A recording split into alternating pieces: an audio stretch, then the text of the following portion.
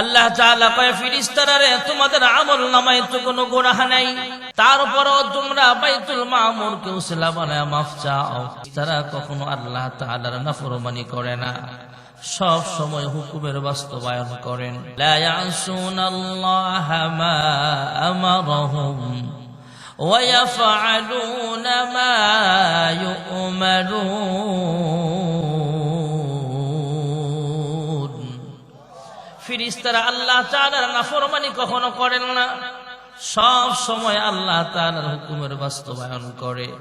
আল্লাহ ডাক দেয়া কয় ফেরেশতারা রে তোমাদের আমল নামায় তো কোনো গুনাহ নাই, তারপরও বাইতুল মামুরকে উসিলা বানায় তোমরা মাফ চাও। কিন্তু আমি যে আদম জমিনে পাঠাবো সে আদম সন্তান তথা আমাদের গুনাহ করার শক্তি আছে না নাই? আমাদের আমল নামায় গুনাহ আছে না নাই? আল্লাহ ডাক দেয়া কয় ফেরেশতারা রে তোমরা তো বাইতুল মামুরকে উসিলা বানায় মাফ চাও। আমার বান্দা বান্দিরা যখন গুনাহ করে ফেলবে কাহাকে উসিলা বানায় ওরা মাফ চাইবে। ফেরেশতারা যাও যাও জমিনে যাও, এই বাইতুল মামুরের বরাবর জমিনেও একটা ঘর তোমরা বানায়া দাও। আর জোরে কও ইন্না আউয়ালা বাইতি উদিআ লিন-নাস للذي ببكة مباركا وهدى للعالمين।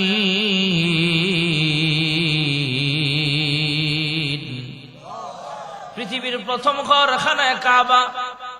আল্লাহ তাআলা ডাক দেয়া কয় ফেরেশতারা তোমরা ঘর বানাও জমিনে ঘর। তোমরা যেমন বাইতুল মামুর তওয়াফরত অবস্থায় আমি আল্লাহর কাছে মাফ চাও, বাইতুল মামুরকে উসিলা বানায় আমি আল্লাহর কাছে মাফ চাও রে ফেরেশতারা। আমার বান্দা বান্দিরা যখন কোনো গুনাহ করে ফেলবে কাকে উসিলা বানায় আমার বান্দা বান্দি মাফ চাইবে। জমিনের ঘর বানায়া দাও, এইখানে কাবা পৃথিবীর প্রথম ঘর। এই কিবলা মুখ হয়ে মানুষ যখন নামাজ পড়ে দোয়া করবে কাবার সামনে আইসা মানুষ তওয়াফ করবে আর কাবাকে উসিলা বানায় আমি আল্লাহর কাছে মাফ চাইবে রে ফেরেশতারা। আমি আল্লাহ তাআলা আমার বান্দা বান্দির জিন্দেগীর সব গুনাহ খাতাগুলো মাফ করে দেব। ক্ষমা চাও ডুবে যদি পাপ দরিয়ায়, ক্ষমা করে দিবেন প্রভু দয়া বিলায়। দরগাহে কেন তার, দরগাহে কেন তার হাত পাতো না, হৃদয়ের জানালা খুলে দাও না। প্রভুর প্রেমে কেন সাড়া দাও না।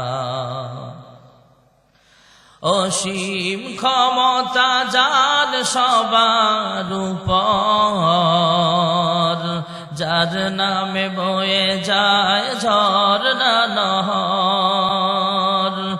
আল্লাহ আল্লাহ বলে সবই দিওয়ানা, হৃদয়ের জানালা খুলে দাও না। প্রভুর প্রেমে কেন সাড়া দাও না। আমরা গরিব মানুষ, টাকা নাই পয়সা নাই, কিন্তু মদিনার প্রতি মক্কার প্রতি ভালোবাসা মোহাব্বত আছে না নাই? এটা আমাদের ঈমান। পৃথিবীর প্রথম ঘর খানায়ে কাবা। আমরা বাংলাদেশের মানুষ ভৌগোলিক ভাবে কাবা শরীফের পূর্ব পার্শ্বে আমাদের বসবাস। এই জন্য আমাদের কিবলা কোন দিকে? আল্লাহর কোন বান্দা বান্দি যদি মক্কাতুল মুকাররমার পশ্চিম পার্শ্বে নামাজে দাঁড়াইতে কিবলা হয়ে যায় পূর্ব দিকে। আল্লাহর কোন বান্দা বান্দি যখন কাবা শরীফের উত্তর পার্শ্বে নামাজে দাঁড়ায় কিবলা হয় দক্ষিণে। দক্ষিণ পার্শ্বে যারা নামাজে দাঁড়ায় সেও উত্তর দিক থেকে কিবলা বানায়া সেও পড়তে থাকে মুতাওয়াজ্জিহান ইলা জিহাতিল কাবাতিশ শরীফাতি। আল্লাহু আকবার, জোরে কোন সুবহানাল্লাহ। ধনীদের মনে যেমন কাবার মোহাব্বত আছে, এর চেয়ে বেশি মোহাব্বত গরিবের মনে। শহরে উঁচা উঁচা বিল্ডিং দেখেন না, এই বিল্ডিং যত টাকা পয়সা বেশি দেখবেন আত্মীয়তার বন্ধন কম, মোহাব্বত কমে যায়। কিছু কিছু ফ্যামিলি ছাড়া অধিকাংশ ফ্যামিলিতে স্বামী স্ত্রীর মিল থাকে না, কারণ সেও পয়সাওয়ালা, সেও পয়সাওয়ালা। আমরা যত গরিব আছি শহরের থেকে দূরে, যত গ্রামে আসবেন তত মোহাব্বত বেশি। গ্রামের মানুষ আত্মীয়তার বন্ধন বুঝে, শহরে এটা বুঝে না। শহরের ক্ষেত্রে অধিকাংশ ক্ষেত্রে এমন দেখা যায়, মেহমান তো দূরের কথা, স্বামী স্ত্রী তারাই তো মিল থাকে না অনেক সময়। অধিকাংশ যত যত বিল্ডিং দেখেন ঢাকা শহরে, কুমিল্লা শহরে, বেশিরভাগ ফ্যামিলিতে এমন হয়, বেশি পয়সা বেশি পাওয়ারের কারণে অনেক মহিলারা তো এমনও আছে, দারোয়ানের সাথে এত খারাপ ব্যবহার করে না, নিজের স্বামীর সাথে যা ব্যবহার করে। এমন আছে না নাই?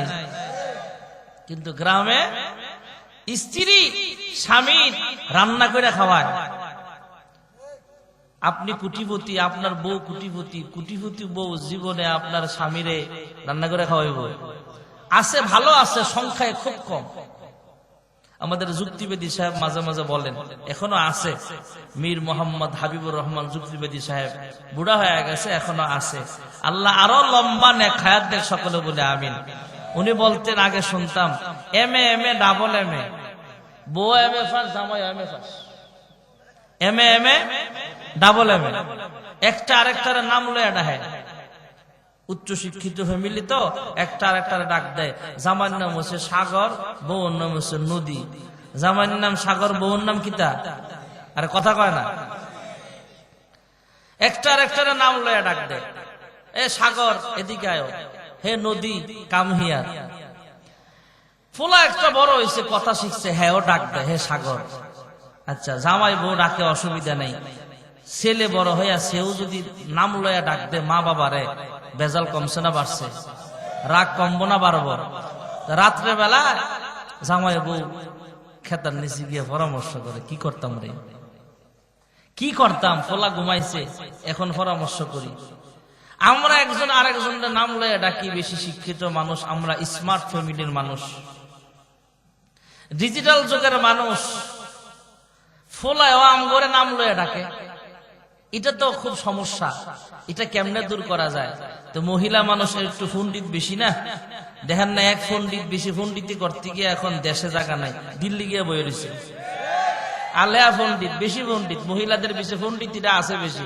হ্যাঁ, ডাক দিয়া কয়, সাগর আর নদী আমাদের কাছ থেকে যেহেতু ফোলায় শিখছে, তা আব্বা আম্মা তো আমরাই শিখার লাগবো, কিছুদিনের লেগে তুমি আমার আম্মাটা খেলাও, আমি তোমার আব্বাটা খেলাই। আচ্ছা, বেজাল কমবো না বাড়বো? আরে এমনও সরল মহিলা সমাজে আছে, স্বামীর নাম জীবন মুখ দিয়ে বের করে না। এক বেটির জামাইয়ের নাম আছিল রহমতুল্লাহ। ঘুমাইতেছেন আপনারা?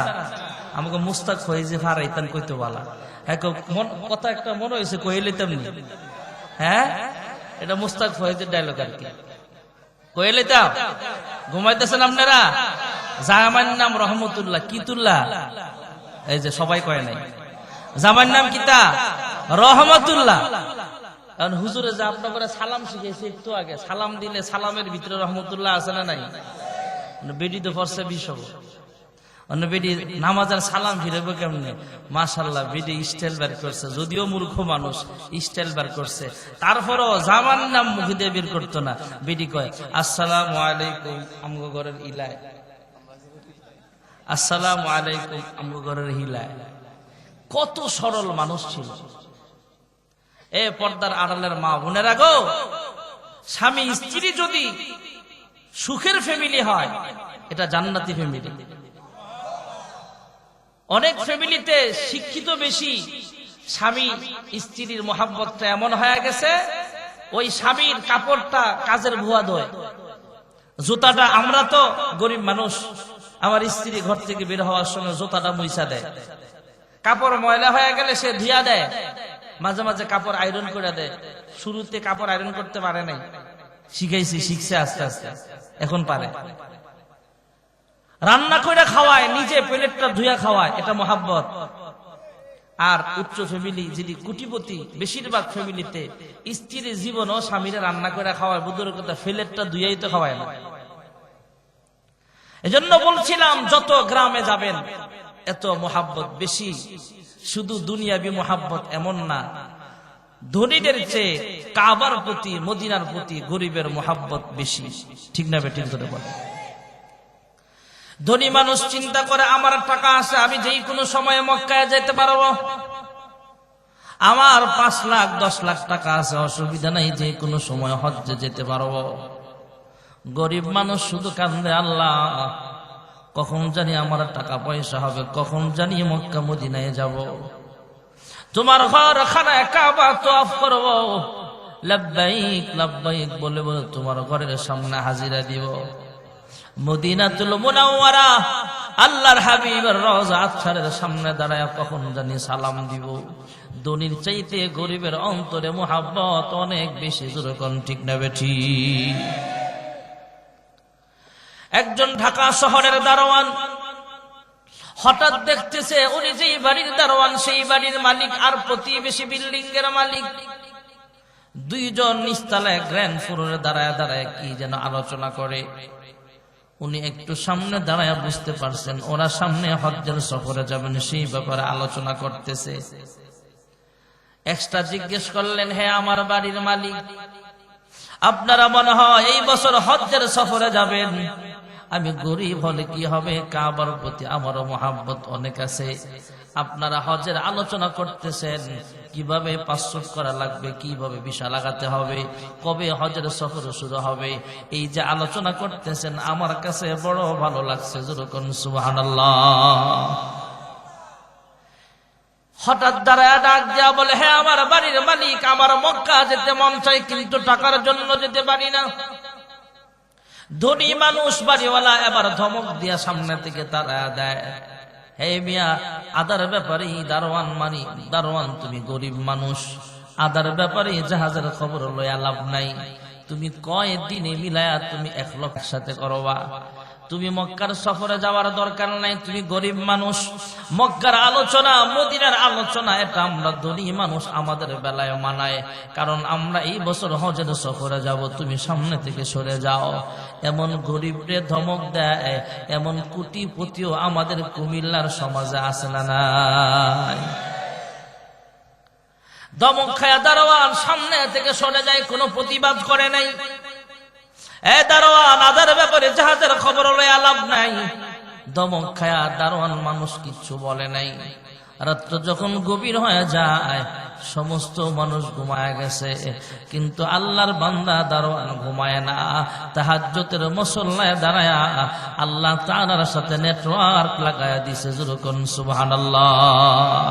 আল্লাহ আল্লাহ কে মুবারক নাম হ্যায়, अल्लाह अल्लाह क्या मुबारक नाम है, अल्लाह अल्लाह आशिकों का काम है, अल्लाह अल्लाह मोमिनों का शान है, अल्लाह अल्लाह आशिकों का काम है, अल्लाह अल्लाह इच शीरीन इस्तनाम शीर शक्कर में कुनद जानम तमाम, आशिकों का क्या मजा है, माशुकों से पूछियो शाखे गुल में क्या मजा है, बुलबुली से पूछियो।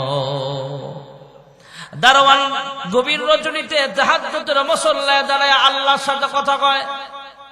ছোট বাচ্চারা যেমন ক্ষুধা লাগলে কান্না শুরু করে, মা মা বলে চিৎকার করে, আল্লাহর বান্দা গরিব দারোয়ান তাহাজ্জুদের নামাজ পড়ে আল্লাহর কাছে কান্দে, হে পরওয়ারদিগার আলম, আমি যেই বাড়ির দারোয়ানের চাকরি করি এই বাড়ির মালিক আর প্রতিবেশী বিল্ডিং এর মালিক দুজন হজের সফরে যাবে, এরা ধনী মানুষ হজের সফরে যাবে, আমি গরিব বলে কি তোমার ঘরের সামনে যাওয়ার অনুমতি নাই, আমি গরিব হতে পারি, আমি একজন দারোয়ান হতে পারি, কিন্তু আমার মন চায় এই 2 চোখ দিয়ে তোমার ঘর দেখতে। যেরকম সুবহানাল্লাহ।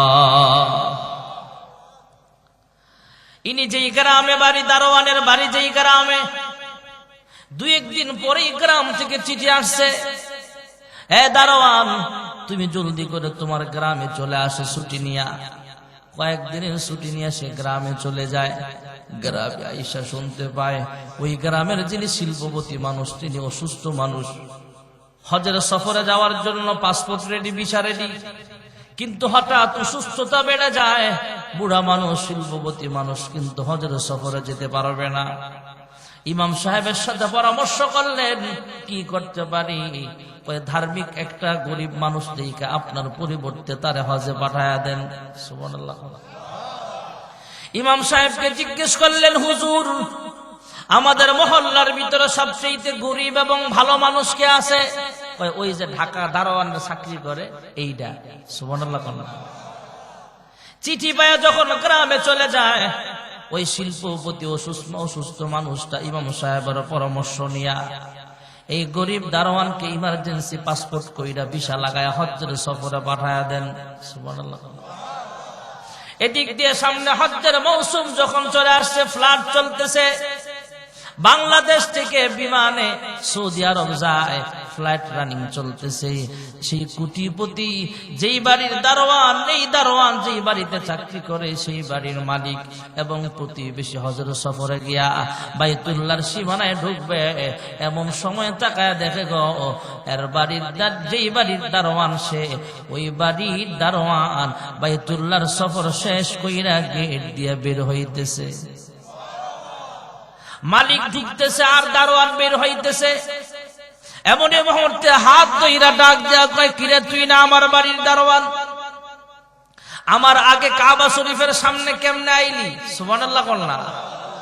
দারোয়ান ডাক দিয়া কয়, হে আমার বাংলাদেশের ঢাকা শহরের বিল্ডিং এর মালিক, আপনি কুমিল্লা শহরের 5 তলা 10 তলা বিল্ডিং এর মালিক আপনি হতে পারেন, আপনি ঢাকা গুলশান বনানীর 20 তলা বিল্ডিং এর মালিক হতে পারেন, কিন্তু এই যে সামনে কালো গিলাপে জড়ায় যে ঘরটা আছে এখানে কাবা, এই ঘরের মালিক পৃথিবীর কেউ নয়, এই ঘরটার মালিক জোরে বলেন একমাত্র কে? আপনারা দুইজন যখন আমাকে ধমক দিয়া সামনে থেকে তাড়াইয়া দিলেন, আমি কাবার মালিকের সাথে নেটওয়ার্ক লাগায় রাতের বেলা তাহাজ্জুদের মুসল্লায় দাঁড়ায় গেলাম, আল্লাহর কাছে দোয়া করলাম, আয় আল্লাহ আমি গরিব হতে পারি কিন্তু তোমার ঘরের মোহাব্বত আমার অন্তরে আছে। আমি গরিব, আমার টাকা নাই পয়সা নাই, কিন্তু আমার মন চাই তোমার ঘরের সামনে যাওয়ার জন্য। আল্লাহ তাআলা আমার দোয়াটা এমন ভাবে কবুল করেছেন, আপনারা 2 কোটিপতি হজ্জের সফরে আসছেন, কাবার সীমানায় আসছেন, আপনারা কাবার সামনে আসার বহু আগে আমি দারওয়ানকে আল্লাহ কাবার সামনে হাজির করে দিয়েছে। साहिल से लगा दे मुझे इश्कों को सफीना, साहिल से लगा दे मुझे इश्कों को सफीना, दिखला दे मुझे मंजर मक्का व मदीना।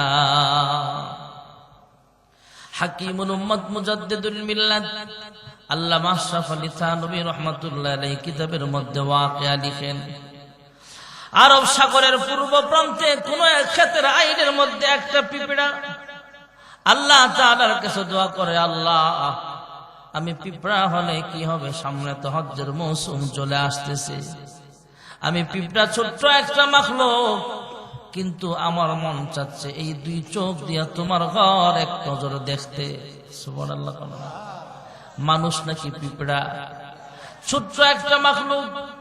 আল্লাহ তাআলার কাছে দোয়া করে, আল্লাহ আমার মন চাই তোমার ঘরের সামনে যাওয়ার জন্য।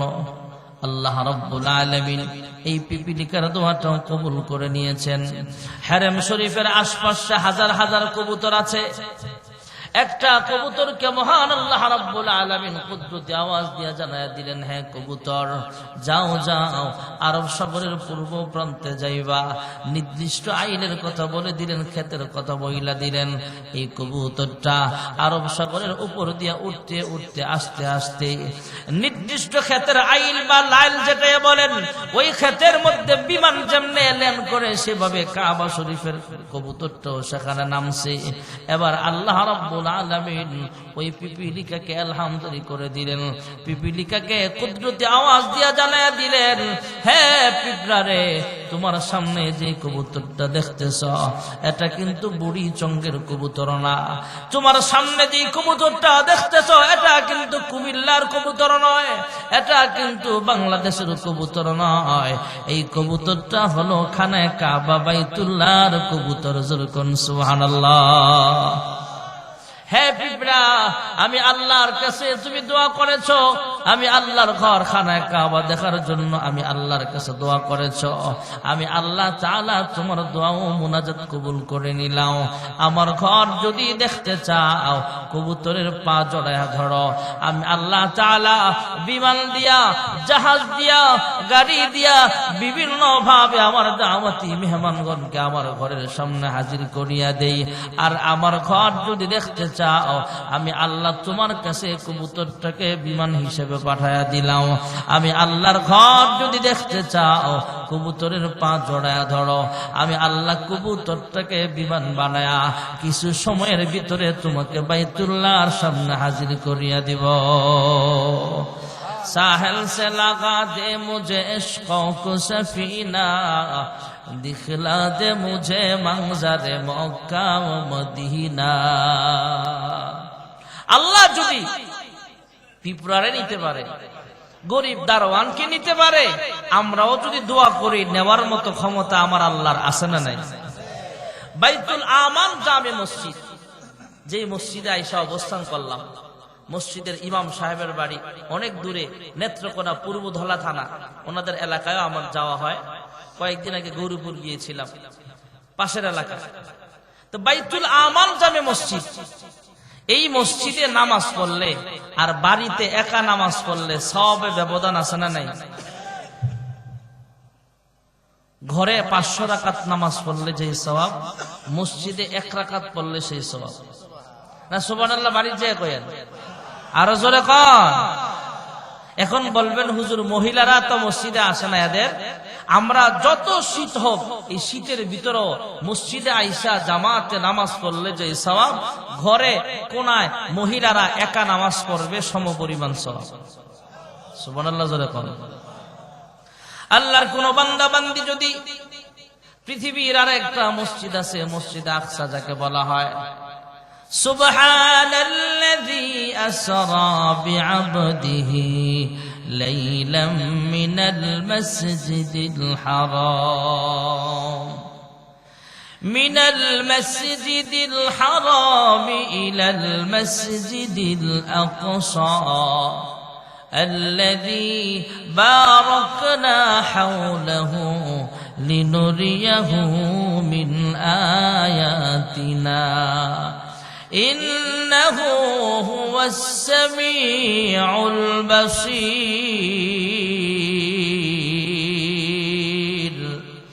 الله رب العالمين যে মসজিদ আকসার ব্যাপারে কোরআনেও বলেছেন, আল্লাহর হাবিব মিরাজের সফর শুরু করেছিলেন মক্কা থেকে বাইতুল মুকাদ্দাস পর্যন্ত। ওই বাইতুল মুকাদ্দাসে আল্লাহর কোন বান্দা বান্দি যদি 1 রাকাত নামাজ পড়ে, আমল নামায় 30,000 রাকাতের সওয়াব লেখা হয়ে যাবে। আর জোরে কন। পৃথিবীর আরেকটা দামি মসজিদ ভাইয়েরা আমার, আল্লাহর হাবিব রাহমাতুল লিল আলামিন মক্কা থেকে হিজরত করার পর মক্কা থেকে যখন মদিনায় রওনা হলেন, মসজিদ নববীর কাছে যাওয়ার আগে আরেকটা মসজিদে অবস্থান করেছিলেন ভাইয়েরা আমার। মসজিদে নববীতে যাবার আগে প্রথমে কুবা গোত্রের মাঝে আল্লাহর হাবিব অবস্থান করেছিলেন। ওখানেও একটা মসজিদ বানালেন, মসজিদের নাম হলো মসজিদে কুবা রাহমাতুল লিল আলামিন। মসজিদে নববীর পাশের হুজরা খানা থেকে উযু বানায়া কিছুদিন পর পর মসজিদে কুবায় আয়েশা 2 রাকাত নামাজ পড়তেন। সুবহানাল্লাহ।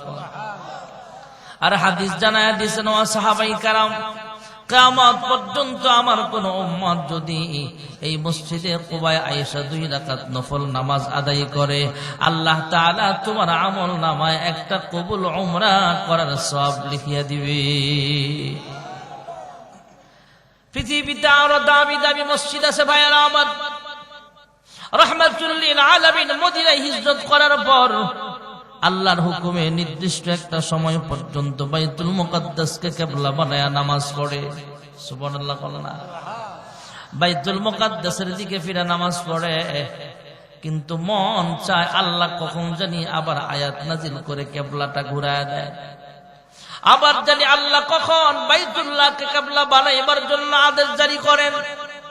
কারণ 53 বছর পর্যন্ত কাবার সাথে মুহাব্বত, জন্মভূমির মায়া আছে আলাদা, আবার কাবাটাও তো সেখানে।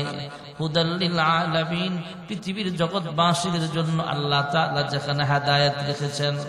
পৃথিবীর মধ্যবর্তী স্থান খানায় কাবা, মক্কাতুল মুকাররমা। ভাইয়ারা আমার, আল্লাহর হাবিব বাইতুল মুকাদ্দাসে ফিরে নামাজ পড়তেছেন নির্দিষ্ট সময় পর্যন্ত, কিন্তু মন চাচ্ছে কখন জানি আল্লাহ হুকুমটা আবার রহিত করে কিবলাটা আবার ঘুরায় দেয়, আবার কখন জানি কাবা শরীফকে কিবলা বানায় নামাজ পড়তে পারি। এই মনের খবর আমার আল্লাহ জানে কি জানে না? জোরে কোন জানে কি জানে না? আল্লাহর হাবিব এক মসজিদে নামাজের ইমামতি করছেন, নামাজ পড়তেছেন। আসরের নামাজের ফরজ কয় রাকাত? সবাই বলে, সবাই বলেন, মনোযোগ এদিকে দেন।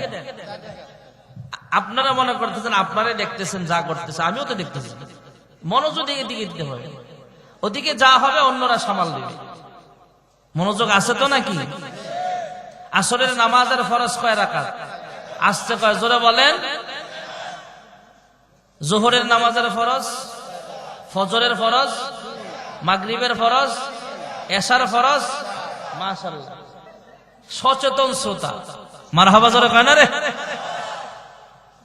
আল্লাহর হাবিব আসরের নামাজ পড়তেছেন। ভাইয়ারা আমার, আসরের নামাজের ফরজ কয় রাকাত? 2 রাকাত শেষ, আর কয় রাকাত আছে? এমনি মুহূর্তে আল্লাহ তাআলা জিবরাইল আমিনকে পাঠায়া দেন, ফাওয়াল্লি ওয়াজহাকা শাতরাল মসজিদিল হারাম। জিবরাইল ঘোষণা জানায়া দিলেন, ওগো আল্লাহর হাবিব, নির্দিষ্ট একটা সময় পর্যন্ত আপনি নামাজ পড়েছেন বাইতুল মুকাদ্দাসকে কিবলা বানায়া, 2 রাকাত পড়েছেন বাইতুল মুকাদ্দাসের দিকে ফিরা। আল্লাহ হুকুম জারি করে দিয়েছেন এই মুহূর্তে কিবলা ঘুরায় নেন, সিনাটা ঘুরায় নেন, কিবলাটা পরিবর্তন করে নেন। বাকি 2 রাকাত পড়বেন কাবা শরীফটাকে কিবলা বানায়া। আর জোরে কও। ওই মসজিদে এখনো হাজী সাহেবরা দেখা আসছেন, 2 দিকে মেহরাব, মসজিদে কিবলাতাইন, যুল কিবলাতাইন, 2 কিবলাওয়ালা মসজিদ। সুবহানাল্লাহ কন্না। পৃথিবীর আরো দামি দামি মসজিদের মধ্যে আরেকটা মসজিদ হলো মসজিদে নববী। মসজিদে নববী এমন একটা জায়গা ভাইয়ারা আমার, এই জন্য আমরা বারবার মক্কার জন্য কান্দি, মদিনার জন্য কান্দি। সুবহানাল্লাহ জোরে কও। আমরা যখন কাবা শরীফে যাই ভাইয়ারা আমার, মক্কাতুল মুকাররমায় যাই, হজ্জের আগে বা পরে যখন আমরা মদিনায় যাই, অনেক মানুষ আছে 45 বছর বয়সে, 50 বছর বয়স, 60 বছর বয়সে মক্কায় যায়। এই মানুষগুলো বেশি আবেগী হয়ে যায়। কয়েকদিন আগে 2500 মাহফিলে গেলাম। এক লোক 1 সপ্তাহ আগে উমরা থেকে আসছে, বয়স প্রায় 45-এর কাছাকাছি। উনি আমাকে বুকে জড়ায় কয়, হুজুর, এই 45 বছরের বয়সে আমি কাবায় গেলাম, মদিনায় গেলাম, ভাবলাম আরো আগে কেন আসলাম না, আরো আগে কেন এখানে আসলাম না। কাবার মুহাব্বত, মদিনার মুহাব্বত আমাদের অন্তরে বেশি ভাইয়ারা আমার। আমরা যখন মদিনার বাবুল সালাম গেট দিয়ে ঢুকি, একটু পরে মসজিদের মাঝামাঝি যাওয়ার পরে দেখা যায় বাম পাশে একটা সাইনবোর্ড লেখা আছে, ক্বালা রাসূলুল্লাহ সাল্লাল্লাহু আলাইহি ওয়াসাল্লাম বাইনা বাইতি ওয়া মিম্বারি রিয়াজুল জান্নাহ, আও কামা ক্বালা নবী আলাইহিস সালাতু ওয়াসসালাম।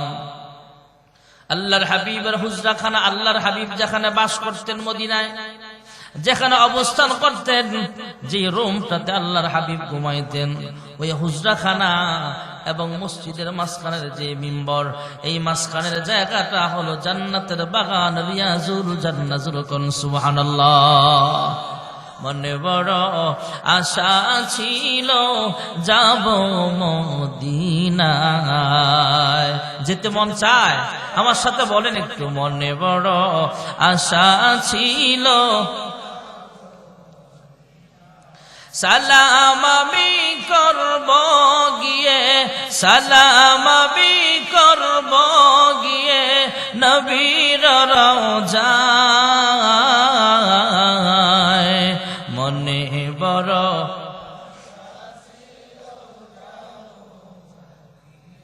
মনে বড় আশা ছিল যাব কাফেলাতে কে যাও তুমি, কে যাবে তোরি, আমায় সঙ্গে করে নাও নাও ভাই খানি কৃপা করি। সঙ্গে যদি নালাও মোহরে গিয়ে মদিনা,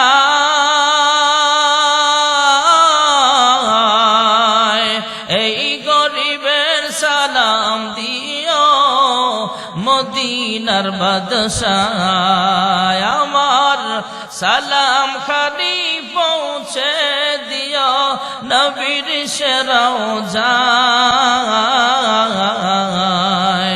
মনে বড়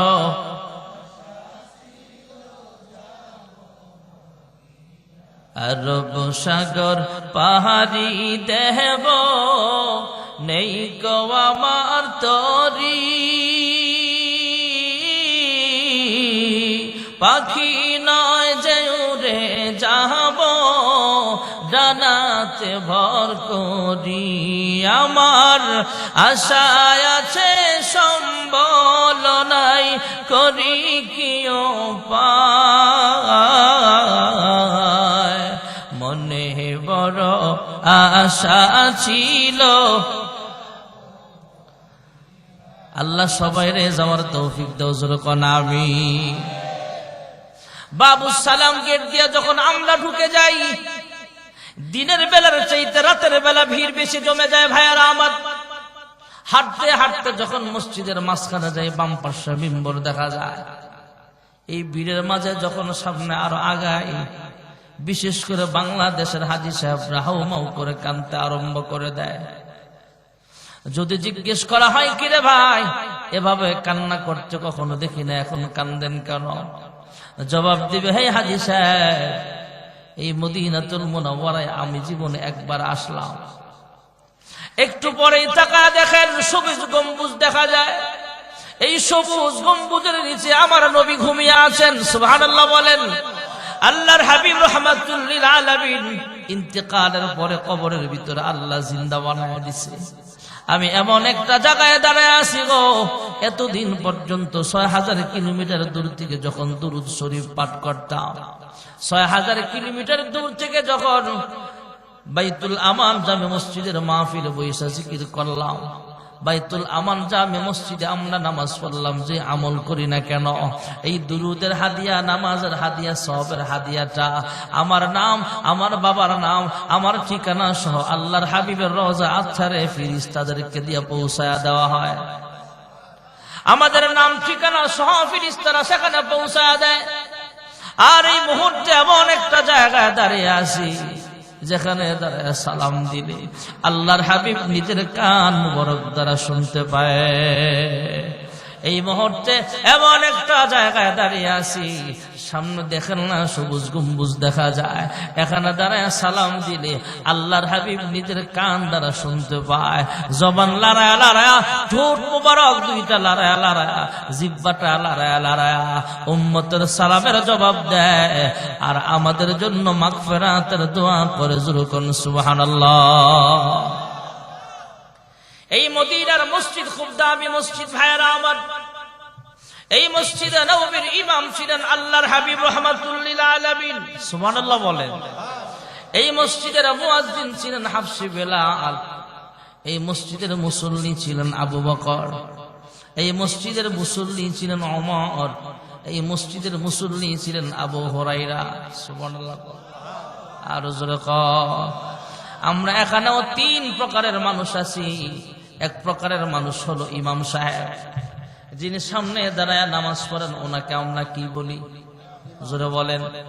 যিনির পিছনে আমরা দাঁড়ায় কই ইক্তিদাইতু বিহাজাল ইমাম মুতাওয়াজ্জিহান ইলা জিহাতিল কাবাতি শরীফাতি আল্লাহু আকবার।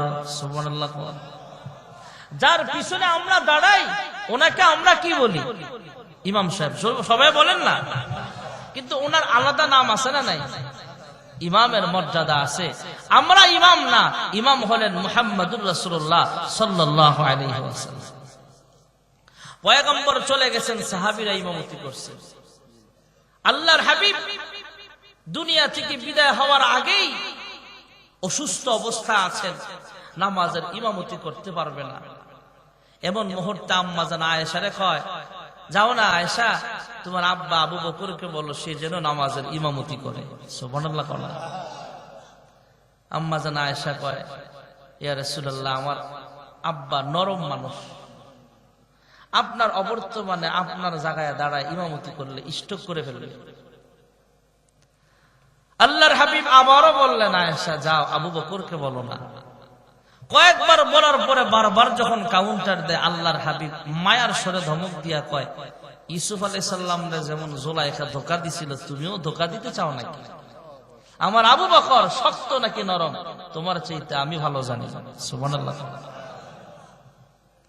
দেখতে শক্ত ওমর, কিন্তু বাস্তবে শক্ত আবু বকর। সুবহানাল্লাহ।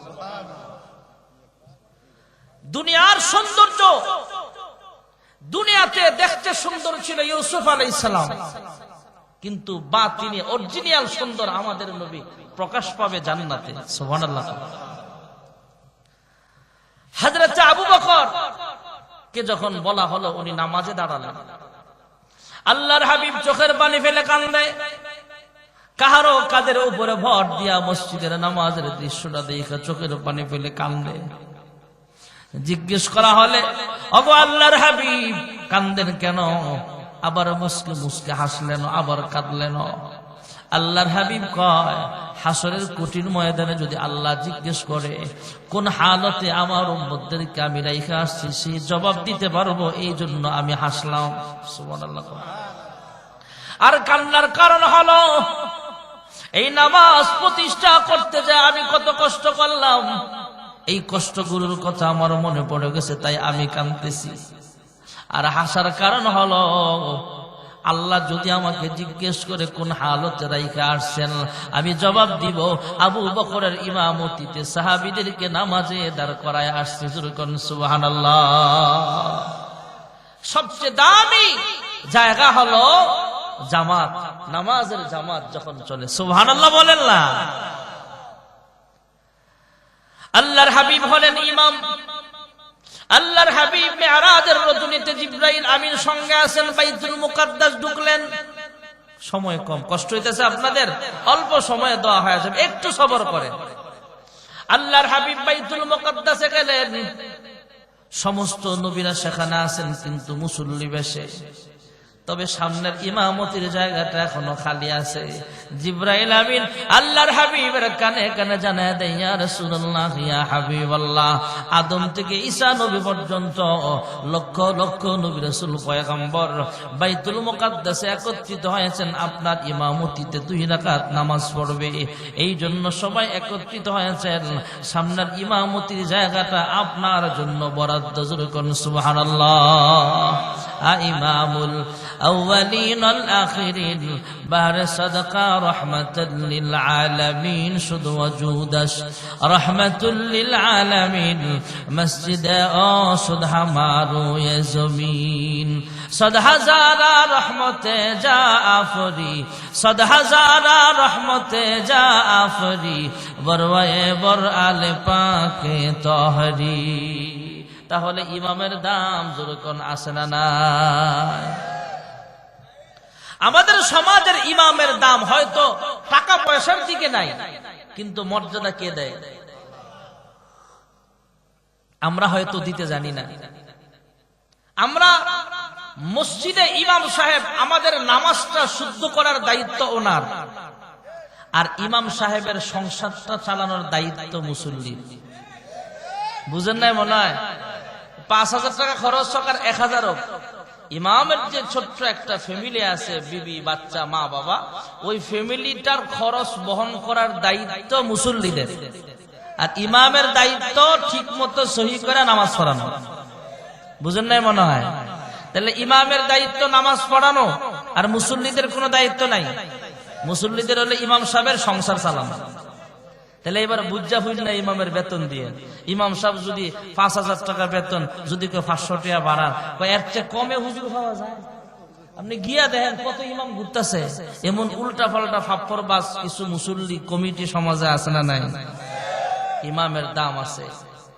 আর 2024-এর 5 আগস্টের স্বাধীনের পরে আল্লাহ আলেমদের সম্মান কমছে না বাড়ছে? এই 16টা বছর আলেমরা অনেক জুলুমের শিকার যেমন হয়েছে, যেমন মাজলুম হয়েছে, যেমন অনেক পরীক্ষার সম্মুখীন হয়েছে, 2024-এর 5 আগস্টের পরে আলেমদের সম্মান আল্লাহ বাড়ায় দিয়েছে। সুবহানাল্লাহ। এখন আপনি একটা আলেম হঠাৎ ধমক দিয়ে আপনি বিদায় করে দিবেন না, আপনার প্রতিশোধ নেওয়ার মতো সংগঠন বাংলাদেশে আছে। আপনি ইমামরে ধমক দিয়ে কইবেন, হুজুর আসরের পরে সভাপতির লোক ঝগড়া হয়েছে, মাগরিব থেকে আপনি নাই, এমন কইন না, আছে না নাই? সাবধান, কোন ইমাম যদি এমন হয় আর আমাদের সাথে যোগাযোগ করে, কিন্তু আপনার শুধু মসজিদ কমিটি থেকে না, সমাজ থেকে আপনাকে বাদ দেওয়া হবে। এমন কমিটিও আমাদের সংগঠন আছে আমাদের সমাজে। গত স্বৈরাচার শাসকের আমলও এমন হয়েছে, আমাদের শানে সাহাবা খুতি ফাউন্ডেশন নামে একটা সংগঠন আছে, ওনাদের সাথে যোগাযোগ করা হয়েছে।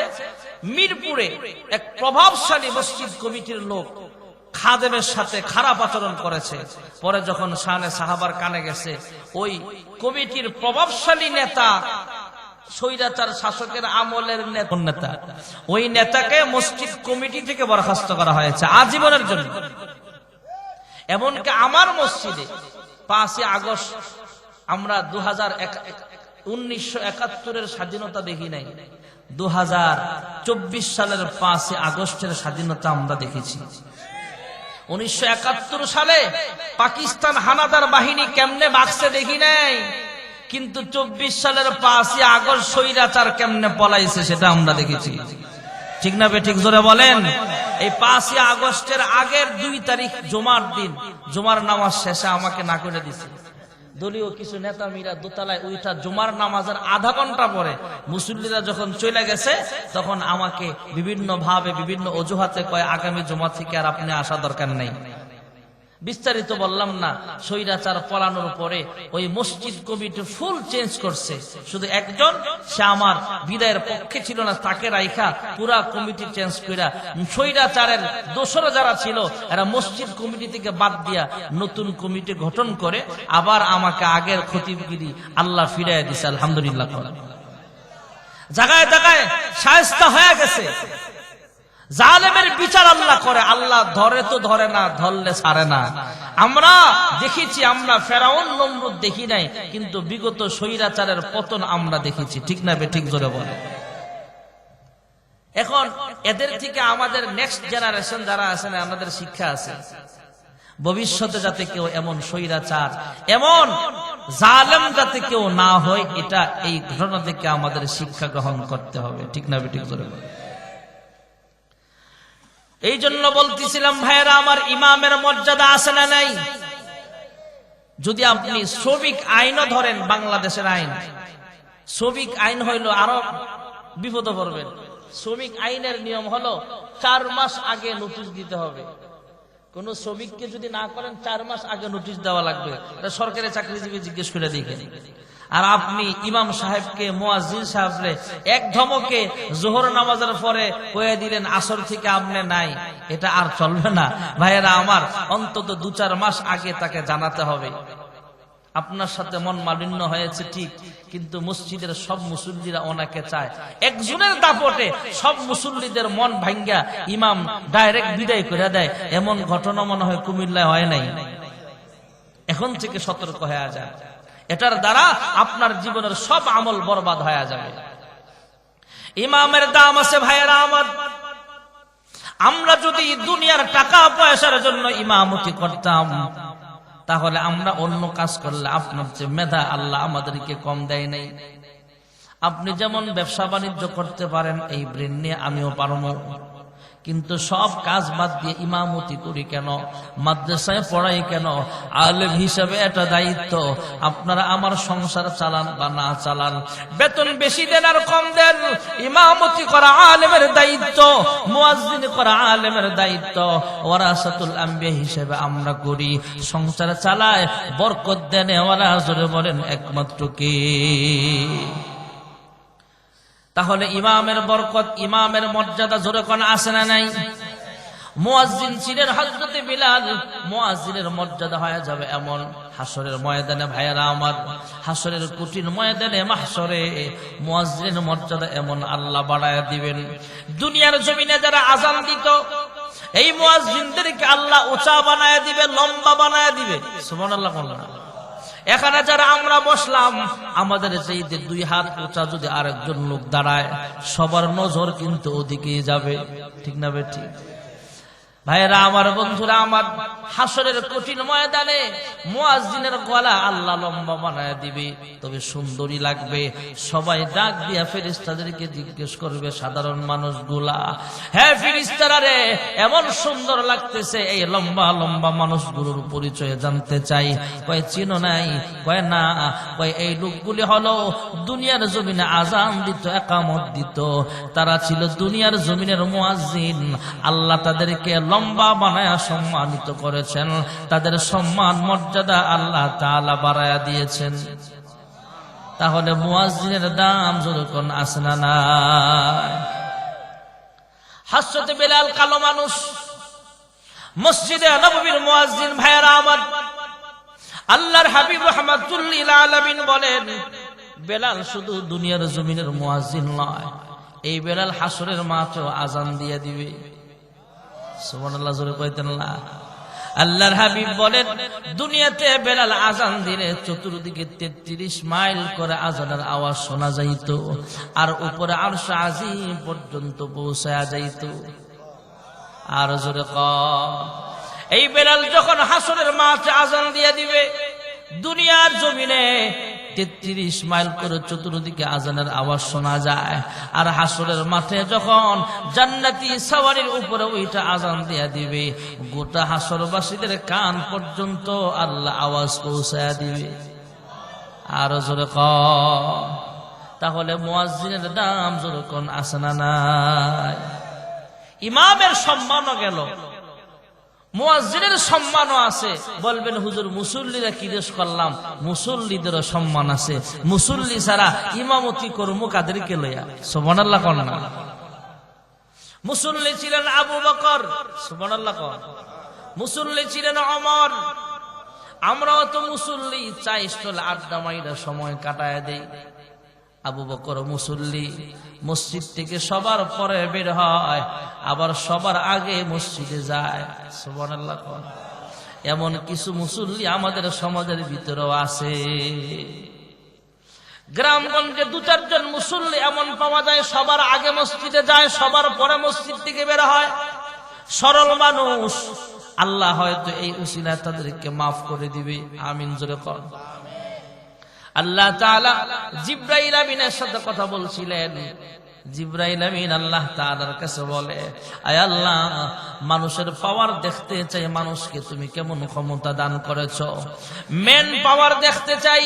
আল্লাহ তাআলার অনুমতি জিবরাইল আমিন আসলেন জমিনে, আয়েশা মসজিদে নববীতে আসলেন। আল্লাহ জানায়া দিলেন, দুনিয়ার জমিনে মসজিদে নববীতে যায় দেখবা, সবার আগে যিনি মসজিদে ঢুকে, সবার পরে যিনি বের হয়, মানুষের আকৃতি ধারণ করে ওনার সাথে দেখা করবা, যাচাই করে নিবা আমি আল্লাহ মানুষকে কত পাওয়ার দিছি। যুরকন সুবহানাল্লাহ। হযরত জিবরাইল আমিন আল্লাহ তাআলার কাছে অনুমতি নিয়ে একজন গ্রাম্য মানুষের সুরত ধরে আসলেন, মসজিদে নববীর বাহিরে দাঁড়ায় আছে। দেখলেন সবার পরে একজন মুসল্লি মসজিদ থেকে বের হচ্ছেন। যিনি বের হচ্ছেন তিনির নাম হলো আবু বকর। সুবহানাল্লাহ কয় না রে?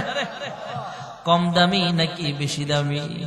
অনেক দামি মুসল্লি। ভাইয়ারা আমার, সালাম দিয়া জিজ্ঞেস করলেন, গ্রামের মানুষ সালাম আদান প্রদানের পর জিজ্ঞেস করছেন, হ্যাঁ ভাই, আপনি কি আমাকে একটা সংবাদ দিতে পারবেন নাকি? কই কি সংবাদ? কই এই মুহূর্তে জিবরাইল আমিন কোথায় আছেন? শাসনগাছা বাস স্ট্যান্ডে আছে, নাকি পদুয়ার বাজার বিশ্ব রোড আছে, নাকি গুলশান বনানীতে আছে, নাকি সৌদি আরব আছে? জিবরাইল আমিন এই মুহূর্তে কোথায় আছেন আমাকে সংবাদ দিতে পারবেন নাকি? ওই মুসল্লি আবু বকর ডাক ডাক দিয়া কয়, হা একটু অপেক্ষা করেন, একটু সময় দেন। চোখটা বন্ধ করে কয়েক সেকেন্ড মুরাকাবা কইরা আবু বকর ডাক দিয়া কয়, 7 আসমান তন্ন তন্ন করে ঘুরে ঘুরে দেখলাম, কোথাও জিবরাইলকে পাইলাম না। সুবহানাল্লাহ। 7 জমিন দেখলাম, আরশে আজিমের কোনায় কোনায় খুঁজলাম, জান্নাত জাহান্নাম, কোথাও জিবরাইল আমিনকে পাইলাম না। আমি 100% শিওর আপনি হলেন জিবরাইল আমিন। এই হলো মুসল্লির পাওয়ার। সুবহানাল্লাহ জোরে কর না। আল্লাহ ইমামদেরকে নবীদের কাতারে দাঁড় করায় দিয়ে, আমিন জোরে কর। মুসল্লিদেরকে বিলালের সাথে দাঁড় করায় হাসরের ময়দানে দাঁড় করায় দিয়ে। আমরা যারা মুসল্লি আছি, দয়া কইরা আবু বকরের সাথে হাসর দিয়া বিনা হিসেবে জান্নাত দিয়া দিয়ে। যেই মসজিদের কথা বলতেছিলাম ভাইয়েরা আমার, মদিনার মসজিদ, যে মসজিদের পাশে আল্লাহর হাবিব শুয়ে আছেন, ওই মসজিদে আল্লাহর কোন বান্দা বান্দি যদি 1 রাকাত নামাজ আদায় করে, আমল নামায় 50,000 রাকাতের সওয়াব লেখা হয়ে যাবে। إن أول بيت وضع للناس للذي ببكة مباركا وهدى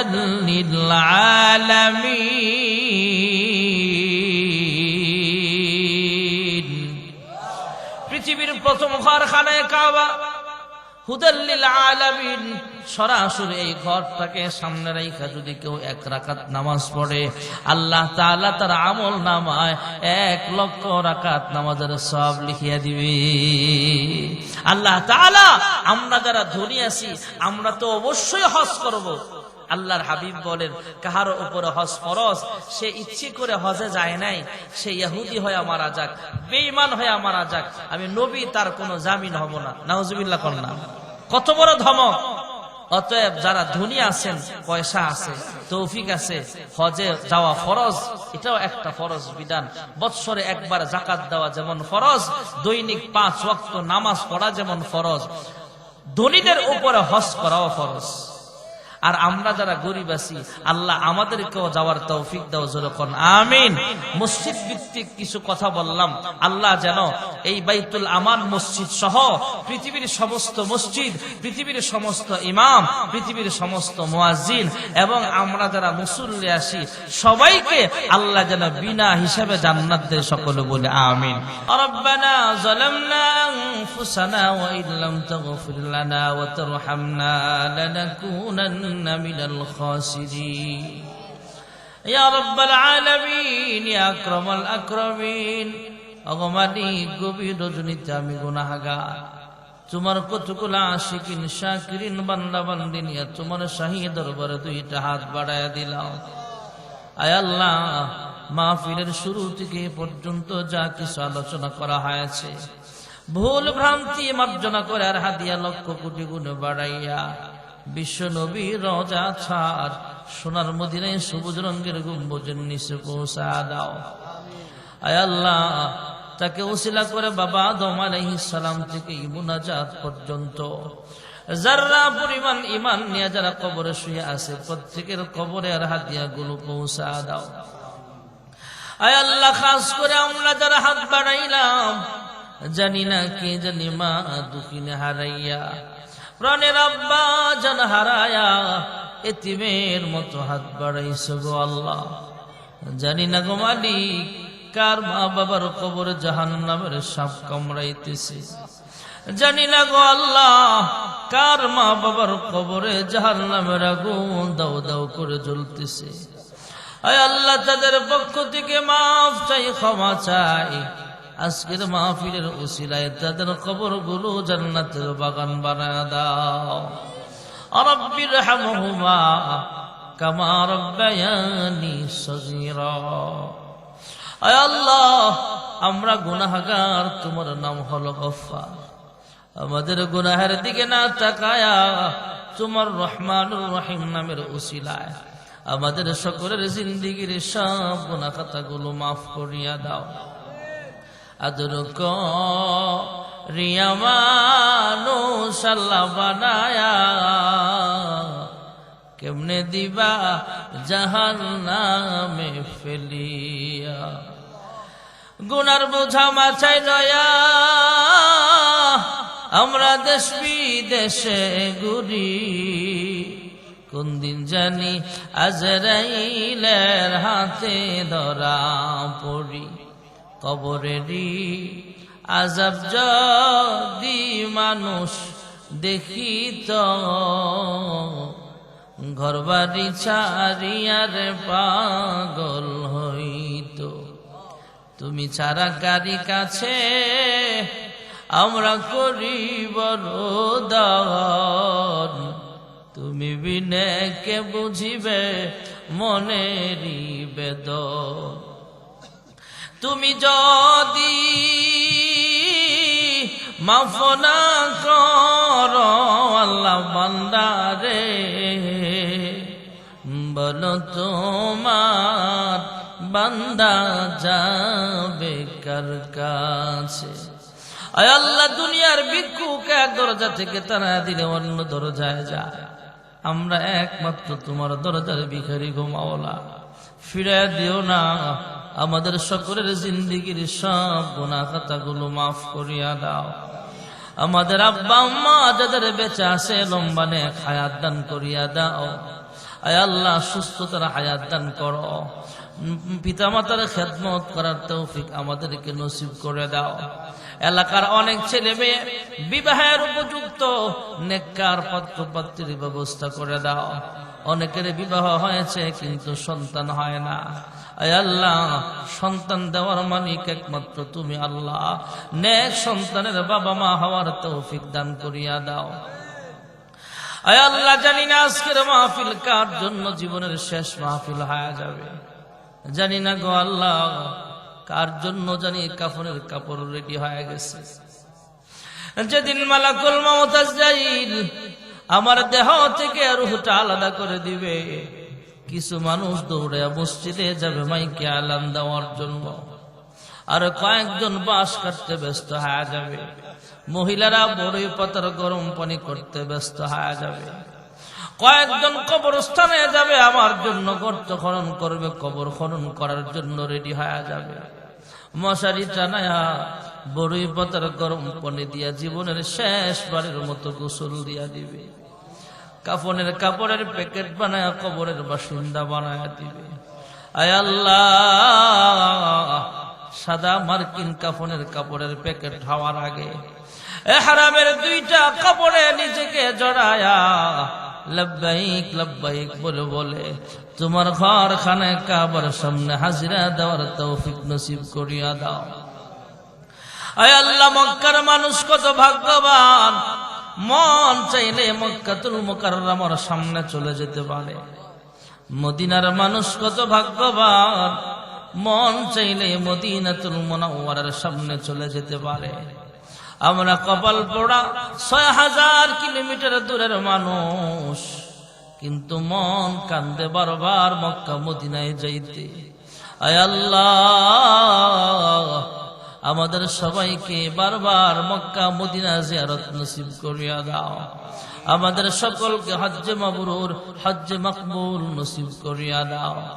আয় আল্লাহ, অনেকে দোয়া চাইছে, প্রত্যেকের মনের নেক আশাগুলো পূরণ করে দাও। যারা টাকা দিয়া পয়সা দিয়া সুপরামর্শ দিয়া এই মাহফিলের ইন্তজাম করেছে, প্রত্যেকের মনের নেক আশাগুলো পূরণ করিয়া দাও। মা বোনদেরকে পর্দা নিশিনা আবেদা জাহেদা সালেহা বানায়া দাও। আমাদের প্রত্যেকটা নওজোয়ান যুবকদেরকে সুন্নতি দাড়িওয়ালা বানায়া দাও। আমাদের সকলকে ৫ ওয়াক্ত নামাজি বানায়া দাও। যারা অসুস্থ আছে প্রত্যেককে শিফায়ে কামেলা আজলা দান করো। এলাকার অনেক প্রবাসী আছে, প্রবাসী জিন্দেগিতে তোমার হুকুম হাকাম মেনে চলার তৌফিক দান করো। হালাল রিজিকের খাজানা বুলন্দ করিয়া দাও। আল্লাহুম্মা ইহফাজনা মিন কুল্লি বালাইদ দুনিয়া ওয়া আযাবিল আখিরাহ ওয়া তাওফানা মুসলিমা ওয়া আলহিকনা বিস সালিহিন। আয় আল্লাহ, যারা দোয়া চেয়েছে প্রত্যেকের মনের নেক আশাগুলো পূরণ করে দাও। অনেকে অসুস্থ, শিফায়ে কামেলা আজলা দান করিয়া দাও। বাইতুল আমান জামে মসজিদ সহ এলাকায় যতগুলা মসজিদ আছে, মাদ্রাসা আছে, তুমি গাইবী খাজানা থেকে সকল হাজাতগুলো পূরণ করিয়া দাও। আমরা যারা ইমাম আছি নবীদের সাথে দাঁড় করায়া দিও। আমরা যারা মুয়াজ্জিন আছি বেলালের সাথে দাঁড় করায়া দিও। আমরা যারা মুসল্লি আছি আমাদেরকে আবু বকরের সাথে দাঁড় করায়া বিনা হিসাবে জান্নাতের মালিক বানায়া দিও। আয় আল্লাহ, শেষ দরখাস্ত গো আল্লাহ, ইমানি মৃত্যু নসিব করিয়া দিও। ওয়াজআল আখির কালামিনা ইনদাল মাউত লা ইলাহা ইল্লাল্লাহু মুহাম্মাদুর রাসূলুল্লাহ।